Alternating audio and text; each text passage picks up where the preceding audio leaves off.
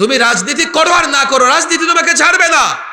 সমাজের নোংরা মানুষটা রাজনীতি করে চেয়ারে বসে যাবে, তুমি চারিত্রিক সার্টিফিকেট আনতে যাবে এমন ব্যক্তির কাছে যার নিজের চরিত্রের বালাই নাই। তুমি জন্ম সনদ আনতে যাবে এমন ব্যক্তির কাছে তার নিজেরই জন্মের ঠিক ঠিকানা নাই। বিপদে পড়লে নত জানু হবে ইয়াবাখোরের কাছে, গাঞ্জাখোরের কাছে। এই বাংলাদেশে গত 16 বছর ইয়াবা ব্যবসায়ী এমপি ছিল কি ছিল না?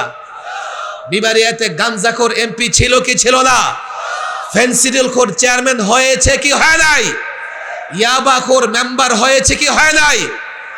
তুমি যদি রাজনীতি না করো, ইয়াবাখোর তোমার মাথায় কাঁঠাল ভেঙে খাবে। তবে রাজনীতি যদি প্রচলিত রাজনীতি করো, আমি কোনো গ্যারান্টি দিতে পারবো না। প্রচলিত রাজনীতিতে ধোঁকা ছাড়া কিছুই নাই।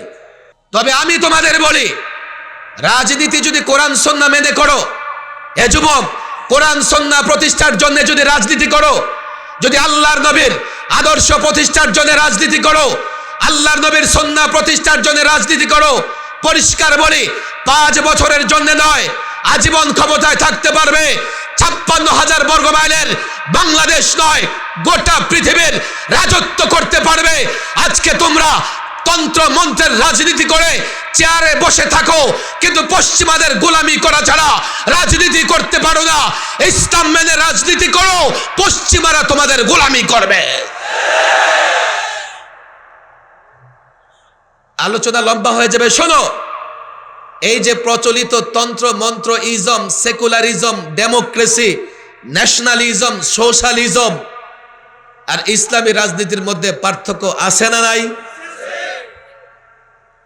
দেখেন, আপনাদের কাছে তো খুব মনে হচ্ছে ডেমোক্রেসি, সেকুলারিজম কত ভালো। আমার কাছে 3টা উদাহরণ নিবেন তো আপনারা? কষ্ট হচ্ছে আপনাদের? ক্লান্ত হয়ে গেছেন?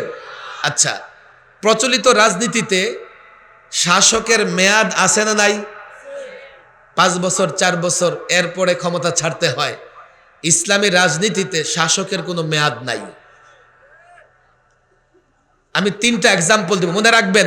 1, প্রচলিত রাজনীতিতে যিনি নির্বাচিত হন 5 বছর, 4 বছর ক্ষমতায় থাকবে। আর ইসলামী রাজনীতিতে যিনি সিলেক্টেড হন, রাজা নির্বাচিত হন, তার কোনো মেয়াদ নাই। এই 2টার মধ্যে পার্থক্য আছে না নাই? কেমন পার্থক্য? সে যদি জনগণের কল্যাণের বাইরে কাজ করে তারপরও 5 বছর থাকবে। সে যদি খারাপ হয়ে যায়, আপনার 5 বছর কিল খাইতে হবে। আরে কথা ঠিক না বেঠিক? ইসলামী রাষ্ট্র ব্যবস্থায় মেয়াদ নাই।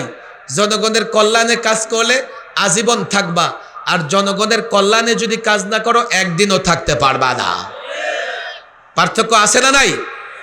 কয় নম্বর পার্থক্য? কয়টা বললাম? বলেন কয়টা বললাম? 1, 2, আমার দিকে তাকান, এটা মুখস্থ করে যেতে হবে। 2 নম্বর পার্থক্য, প্রচলিত রাজনীতিতে প্রার্থী দাঁড়ায়া যায়, আমারে ভোট দেন, আর প্রার্থী নিজে পয়সা দিয়ে কিছু লোকজন ঠিক করে রেখে অমুকের চরিত্র ফুলের মতো পবিত্র, দানবীর, এই সেই, এগুলা বলে কি বলে না? এবং প্রার্থী লক্ষ কোটি টাকা খরচ করে কি করে না?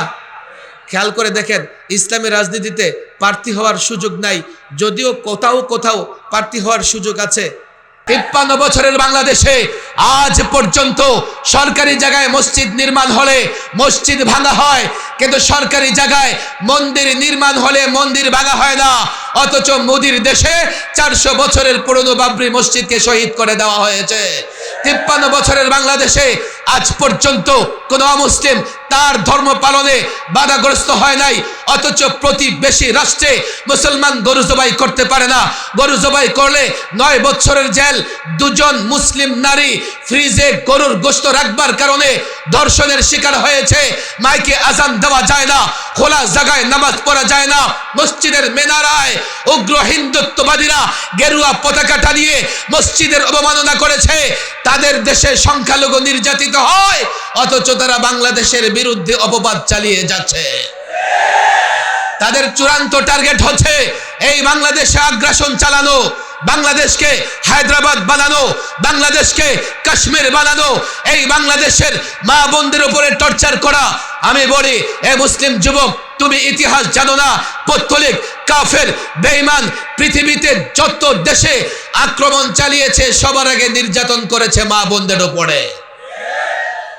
ইরাকে লক্ষ লক্ষ মা বোনের ইজ্জত সম্ভব নষ্ট করেছে, কাশ্মীরে করেছে, উইগরে করেছে, সিরিয়ায় করেছে, পারেনি শুধুমাত্র আফগানিস্তানে। কেন পারেনি জানেন? আফগানিস্তানি যুবকদের আত্মমর্যাদা আছে। 20 বছর আমেরিকা বোমা ফেলেছে আফগানিস্তানে, পুরো আফগান তামাতামা করেছে। এমন কোন বোমা, এমন কোন মিসাইল নাই আমেরিকা নেটো আফগানে নিক্ষেপ করে নাই।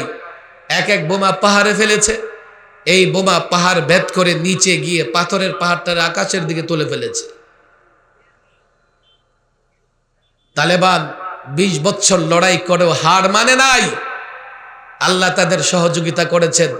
20 বছর পরে তারা যখন প্রতিরোধ যুদ্ধ নতুন করে শুরু করেছেন, আমেরিকার নেটো বাহিনী লুঙ্গি গামছা নিয়ে পালাবার পথ খুঁজে পায় না। বাংলাদেশে তো আগ্রাসন চালাতে চায়। এই বাংলাদেশকে আমার হেফাজত করতে হবে, এই ভূখণ্ডকে আমাকে হেফাজত করতে হবে। কেন করতে হবে? আমি এই ভূখণ্ড পেয়েছি ইসলামের জন্য। অনেক কথা আপনাদের ধৈর্য হবে না। আমরা বাংলাদেশ পেয়েছি ইসলামের কারণে, এই দেশটা মুসলমানের।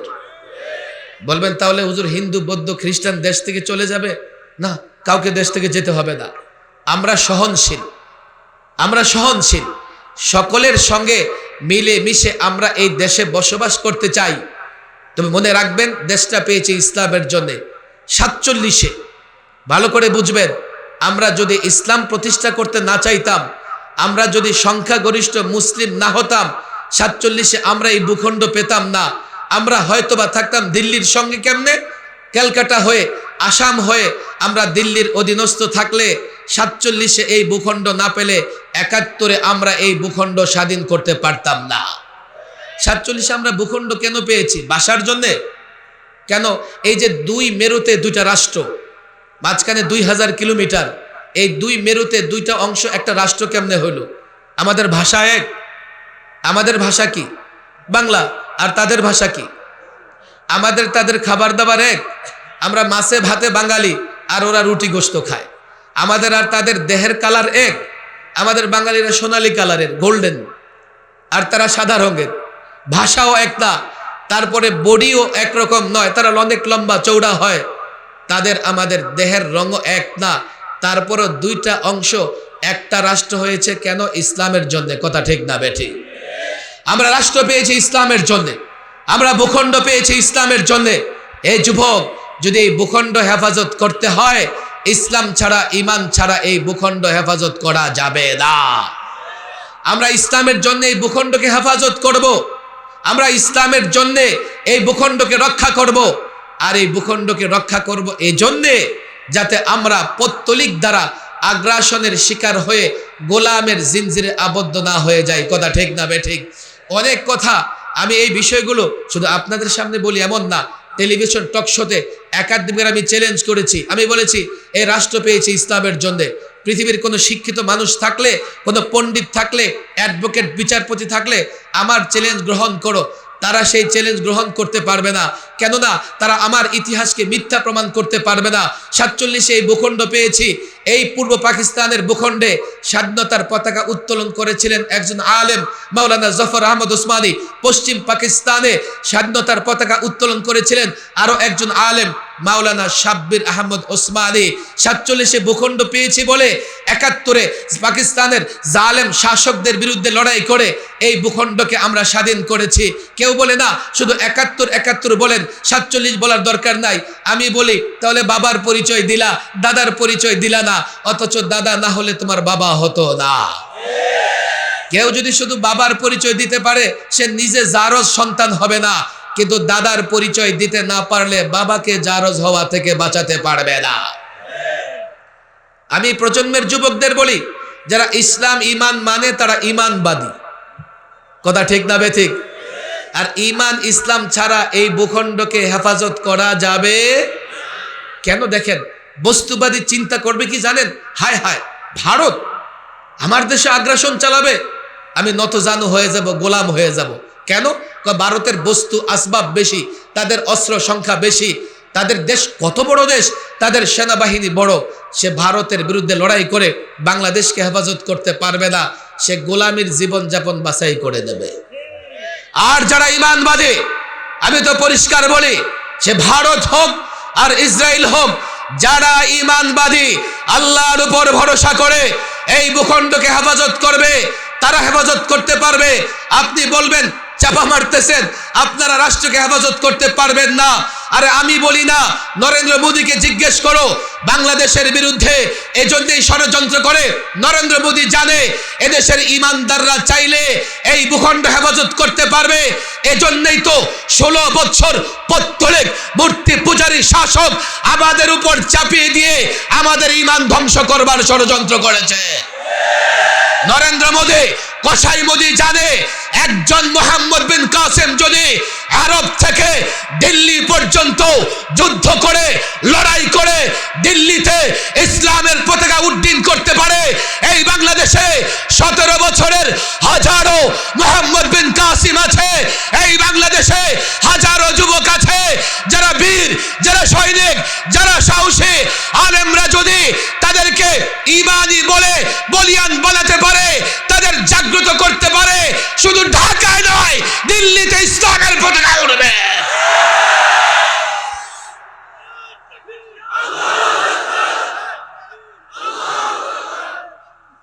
আপনারা বলবেন হুজুর এটা কি সম্ভব? আপনি কবেকার ইতিহাস বলেন, আমি কিন্তু দুইটা ইতিহাস মাঝখানে বলে ফেলেছি। নেটো আমেরিকার বিরুদ্ধে যদি আল্লাহ আফগানিস্তানকে সহযোগিতা করতে পারেন, তো ভারত আগ্রাসন চালালে ভারতের বিরুদ্ধে বাংলাদেশকে সহযোগিতা করবেন না। 1.5 বছর 2 বছর আগের ঘটনা, সিরিয়া নাম শুনছেন? সিরিয়া মুসলমানদের একটা ভূখণ্ড, 8 পরাশক্তি মিলে সিরিয়াকে ক্ষত বিক্ষত করে ফেলেছে। 8টা পরাশক্তি, একদিকে ইসরায়েল বোমা মারে, আরেকদিকে রাশিয়া বোমা মারে, আরেকদিকে আমেরিকা বোমা মারে, আরেকদিকে আবার বাশার আল আসাদের বাহিনীর বোমা মারে, আবার আরেকদিকে আইএস বোমা মারে, আরেকদিকে তুরস্কের সেনাবাহিনী কাজ করতেছে। সিরিয়াকে কেন টার্গেট করেছে পশ্চিমা বিশ্ব এটাও বুঝতে হবে। সিরিয়া ওই ভূখণ্ড যেখানে হাজারো পয়গাম্বর এসেছেন, হাজারো পয়গাম্বর মাদফুন হয়েছেন, দাফন হয়েছেন।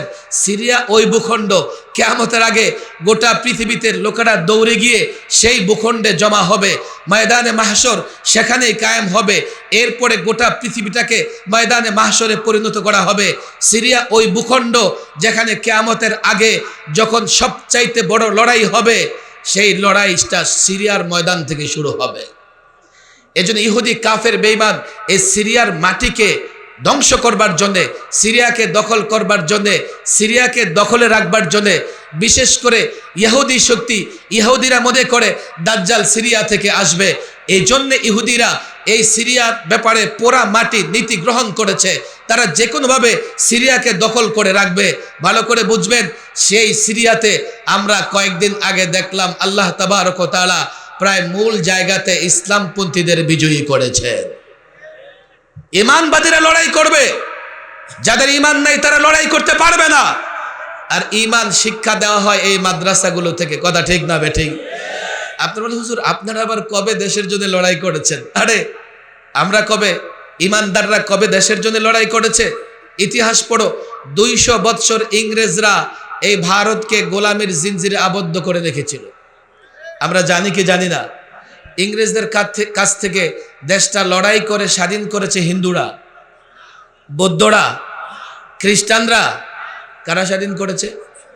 এখানে যারা মুরব্বী আছেন, যাদের বয়স আমার দিকে তাকান 70-80 বছরের উপরে, তারা নিঃসন্দেহে বাবার কাছে শুনেছেন মুসলমানরা লড়াইয়ের ময়দানে ইংরেজদের বিরুদ্ধে লড়াই করেছে, আর হিন্দুরা ইংরেজ থেকে জাগির এনে এনে তাদের খাজনা তুলে দিয়ে মুসলমানদের উপর টর্চার করেছে। আপনি বলুন হুজুর আপনি বাড়াবাড়ি করতেছেন। আমি বাড়াবাড়ি করি না, আমার কথা বুঝবার চেষ্টা করেন। মোদির অফিস যেখানে দিল্লিতে, এই মোদির অফিস থেকে মাত্র কয়েকশো গজ দূরে একটা দিল্লি গেট আছে, বিশাল গেট। সেই দিল্লি গেটে 93,000 প্লাস এমন নাম আছে যারা ভারতের স্বাধীনতা যুদ্ধে জীবন দিয়েছেন। এই দিল্লি গেট মুসলমানরা বানায় নাই, এই দিল্লি গেট পৌত্তলিক মূর্তি পূজারীরা বানিয়েছে। সেই দিল্লি গেটে ছোট্ট ছোট্ট করে 93,000 প্লাস শহীদদের নাম আছে, যারা ভারতে ইংরেজদের বিরুদ্ধে লড়াই করে শহীদ হয়েছেন। আপনি কখনো দিল্লিতে গেলে চেষ্টা করবেন ওই নামগুলো পড়তে পারেন কিনা। আপনি চেষ্টা করে নামগুলো যদি পড়তে পারেন তো কি দেখবেন জানেন? 2টা 3টা 4টা নাম মুসলমানের পরে একটা অমুসলিমের নাম। এই তালিকা আমরা তৈরি করে নাই, তারা তৈরি করেছে। প্রকৃত তালিকা তার চাইতেও যদি প্রকৃত তালিকা তৈরি করা হয় তাহলে আপনি দেখবেন অন্তত 98% মুসলমান আর বাকি 2% সব। শাহ আব্দুল আজিজ রহমাহুল্লাহ ইংরেজদের বিরুদ্ধে ফতোয়া দিয়েছেন। ইংরেজরা অন্তত 20,000 আলেমকে শহীদ করেছে। কেমনে শহীদ করেছে জানেন? স্বাভাবিকভাবে না, দিল্লির জামে মসজিদের বারান্দায় ফাঁসির মঞ্চ তৈরি করেছে। সকালবেলা একজন আলেমকে ফাঁসি দিত, বিকেলে আবার আরেকজন আলেমকে ফাঁসি দিত। এক ইংরেজ ঐতিহাসিক, মুসলমানের কথা বলি না, তার নাম টমসন, সে ইতিহাস লিখেছেন যে আমি একবার তাঁবুতে ফিরে গেলাম, তাঁবুতে ফিরে গিয়ে দেখি মানুষ পোড়ার গন্ধ আসতেছে, মানুষ পোড়ার গন্ধ। আমি তাঁবুর পিছনে গিয়ে দেখি এক জায়গায় অগ্নিকাণ্ড তৈরি করে 20 জন আলেমকে আগুনে পোড়ানো হচ্ছে, আর 20 জন আলেমকে উলঙ্গ করে দাঁড় করিয়ে রাখা হয়েছে। ইংরেজ ঐতিহাসিক বলেন, সে বলে আমার ঘটের শপথ, এই 20 জন আলেমকে বলা হচ্ছে দেখো তোমরা ইংরেজদের পক্ষে কথা বলো তাহলে তোমাদের ছেড়ে দেওয়া হবে, আর না হয় এই যে 20 জনকে আগুনে পোড়ানো হচ্ছে তোমাদেরকে এইভাবে আগুনে পোড়ানো হবে। ইংরেজ ঐতিহাসিক বলেন চোখের সামনে 20 জন আলেমকে আগুনে পুড়তে দেখেও বাকি 20 জন আলেম রাজি হয় নাই, তারা ইংরেজদের পক্ষে কথা বলবে। ভারত স্বাধীন করেছে মুসলমানেরা, আলেমদের নেতৃত্বে করেছে। কে বলেছে এই মাদ্রাসাগুলো এমন এক দুর্গ, শুধুমাত্র এই মাদ্রাসাগুলো যদি পরকালে কাজে লাগতো কাফের বেঈমানরা এই মাদ্রাসাগুলোর বিরোধিতা করতো না। তারা জানে, আমি তো পরিষ্কার বলি, নরেন্দ্র মোদী, কসাই মোদী, ইহুদি, ইসরায়েলিরা যদি বাংলাদেশে আগ্রাসন চালায়, আমি পরিষ্কার বলি, হে যুবক, তুমি তোমার নেতার কথা হয়তো বা শুনবে, তুমি তোমার দলের আনুগত্য করবে, দেশের পক্ষে লড়াই করবে না। মাদারেসে কওমিয়ার ছাত্র শিক্ষক যারা মাদারেসে কওমিয়াকে মহব্বত করে, আল্লাহর কসম দেশ আগ্রাসনের শিকার হলে সবার আগে তারা রণাঙ্গনে যুদ্ধের ময়দানে ঝাঁপিয়ে পড়বে।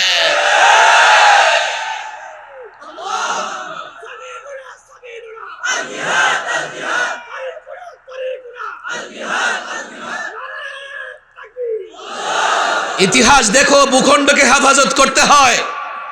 আল্লাহর পয়গম্বর মদিনা মুনাওয়ারাতে ইসলামী রাষ্ট্র প্রতিষ্ঠা করার পরে আজকে যেমন নেটো কাফের শক্তিদের একটা জোট, আল্লাহর নবী মদিনা মুনাওয়ারায় ইসলামী রাষ্ট্র প্রতিষ্ঠা করার পরে আরবের সমস্ত কাফের, বেঈমান, ইহুদি, মুনাফিক, পৌত্তলিক একজোট হয়ে মদিনা আক্রমণ করবে। আল্লাহর নবী সাহাবাদের নিয়ে পরামর্শে বসলেন। পরামর্শক্রমে হযরত সালমান ফারসি রাদিয়াল্লাহু তাআলা আনহুর পরামর্শ অনুযায়ী মদিনাকে হেফাজত করবার জন্য আল্লাহর পয়গম্বর মদিনার চতুর্দিকে খন্দক খনন করলেন, গর্ত খনন করলেন। ওদিক দিয়ে কাফেরদের যৌথ বাহিনী, কাফেরদের জোট বাহিনী মদিনা আক্রমণ করতে আসতেছে। আল্লাহর পয়গম্বর রাত দিন মেহনত করে নামাজ পর্যন্ত কাজা হয়ে গেছে।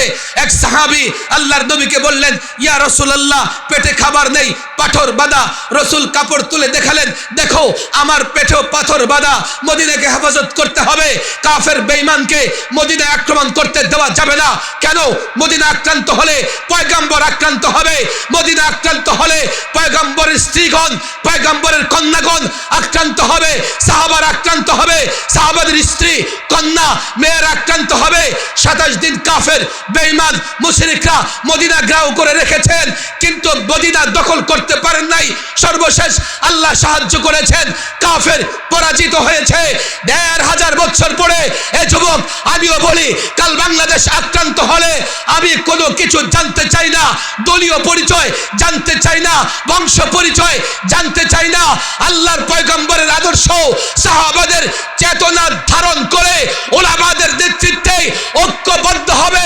কেন কেন বাংলাদেশ আক্রান্ত হলে তোমার মা আক্রান্ত হবে, বাংলাদেশ আক্রান্ত হলে তোমার বোন আক্রান্ত হবে, বাংলাদেশ আক্রান্ত হলে তোমার মেয়ে আক্রান্ত হবে, বাংলাদেশ আক্রান্ত হলে মসজিদ আক্রান্ত হবে, মাদ্রাসা আক্রান্ত হবে।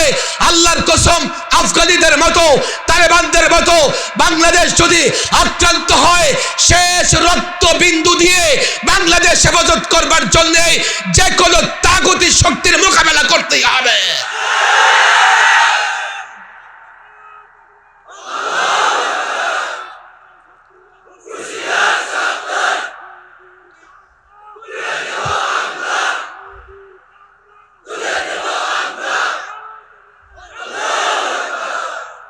আপনারা বলবেন কি হুজুর, আমার দিকে তাকান, অনেক প্রশ্ন আপনাদের ভেতরে আসতে পারে, এই যুবকদের ভেতরে অনেক প্রশ্ন আসতে পারে।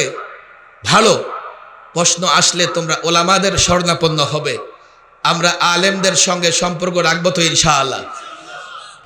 আলেমদের সঙ্গে সম্পর্ক নষ্ট করতে চায় মিস্টার ইবলিস।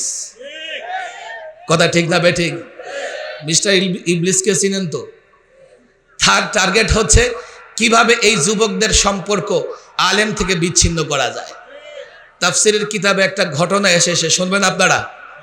আমার দিকে খেয়াল করেন, আমার দিকে খেয়াল করেন। এক এলাকার কিছু যুবকের সম্পর্ক ছিল এক আলেমের সঙ্গে।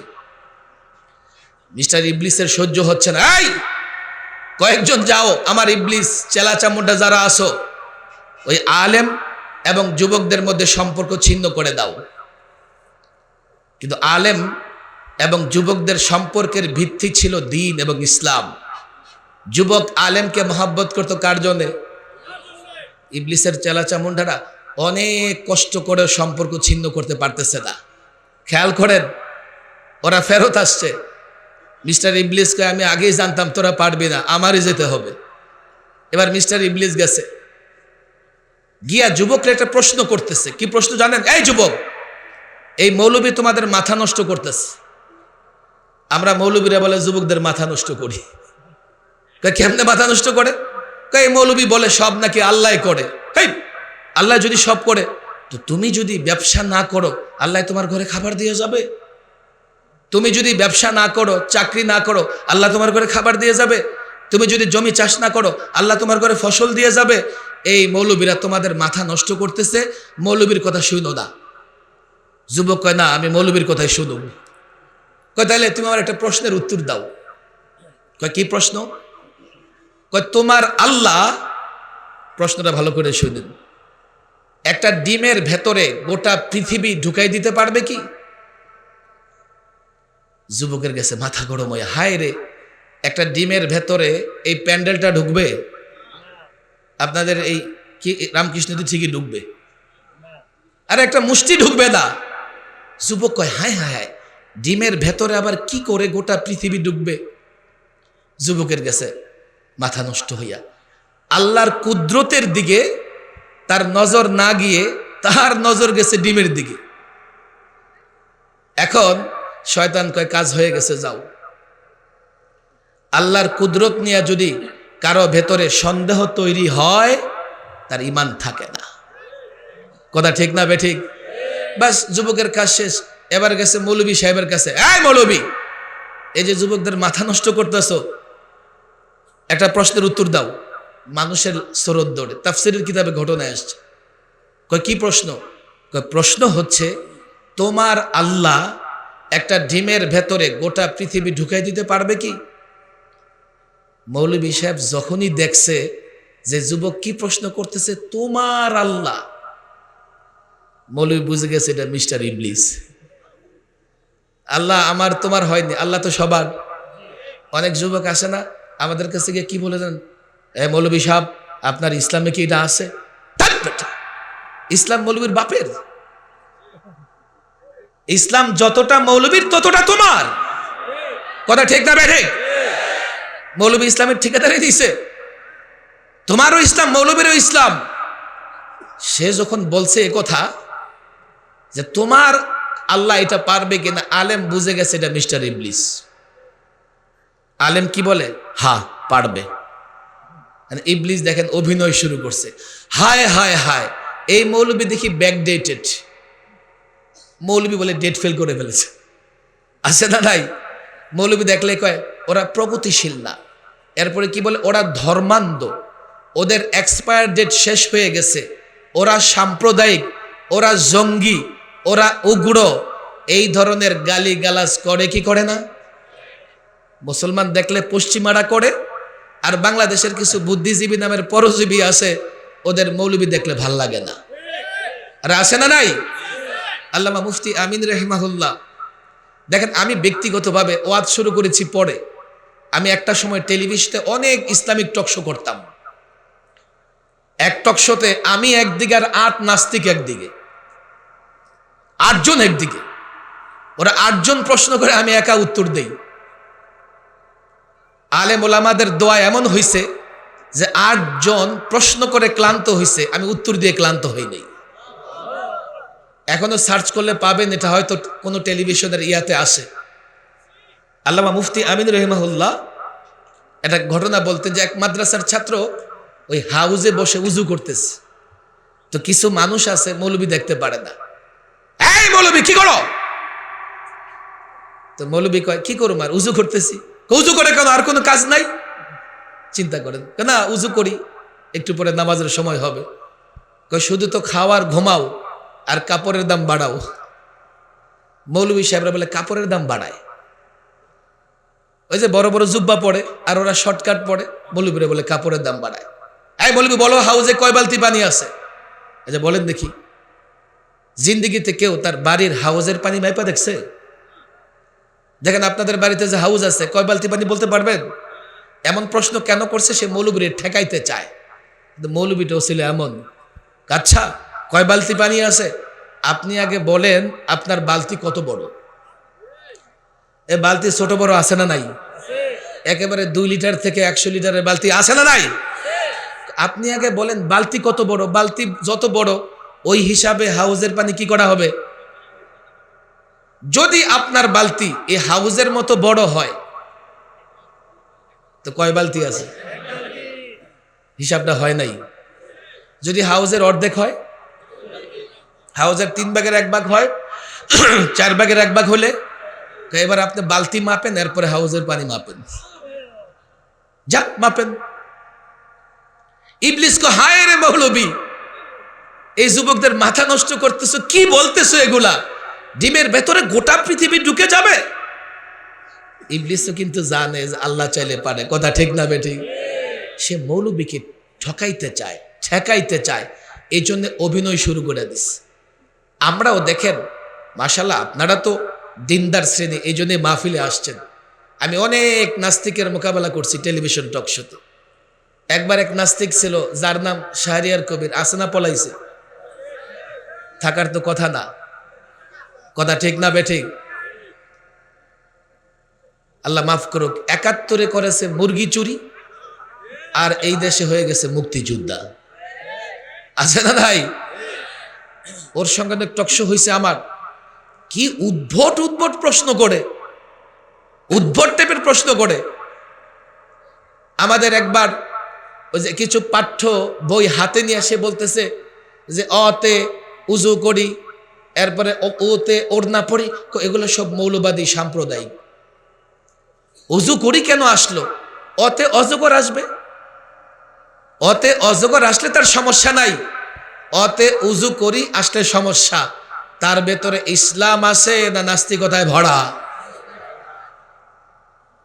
অনেক নাস্তিক বাংলাদেশেও আছে যারা আমাদের শিক্ষিত সমাজকে অনেক প্রশ্ন করে তাদেরকে ঈমান হারা করবার ষড়যন্ত্র করতেছে, আছে না নাই? এমন অনেক। একটা বড় প্রশ্ন, আমি তো প্রায়, আপনাদের কষ্ট হচ্ছে না তো, আমি সরকারি মেহমান থাকাকালীন 2.5 মাস রিমান্ডে ছিলাম। রিমান্ড ঢাকার থানাগুলো ঘুরে ঘুরে। এই রিমান্ডে আমাদের এদেশের পুলিশ অফিসাররা এতটা অদ্ভুত টাইপের প্রশ্ন করেছে, আমি মনে করি গ্রামের যে সপ্তাহে একবার নামাজ পড়ে সেও এমন প্রশ্ন করবে না। অদ্ভুত টাইপের প্রশ্ন। মনে হয় যে তার বাপ দাদা 14 গোষ্ঠী ইসলাম বুঝে না। বড় একটা প্রশ্ন ছিল, আপনারা এদেশে কিভাবে খেলাফত কায়েম করবেন? আমি বলছি যে আল্লাহ চাইলে করবো ইনশাআল্লাহ। তার এটা বুঝে আসে না, বলছে আল্লাহ চাইলে আবার কেমনে করবেন? আরে দেখো না আল্লাহ চাইলে কেমনে পালায়। আল্লাহ না চাইলে তাদের পালাইতে হইতো। 16 বছরে কম আন্দোলন করছেন আপনারা।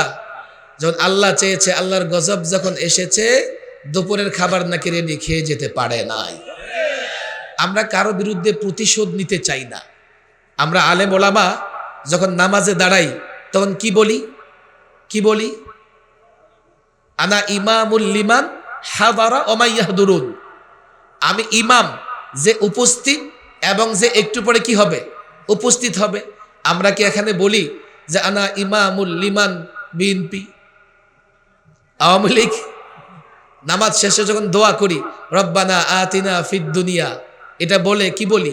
ইল্লা বিএনপি, ইল্লা আওয়ামী লীগ বলি? তাহলে এই দেশের মৌলবীরা সবচাইতে বেশি সহনশীল। আলেম ওলামারা কখনো উগ্র না। এই জন্য নামাজের ইমামতিতে যত দলের মুসল্লি আসুক সবার ইমামতি করায় কি করায় না?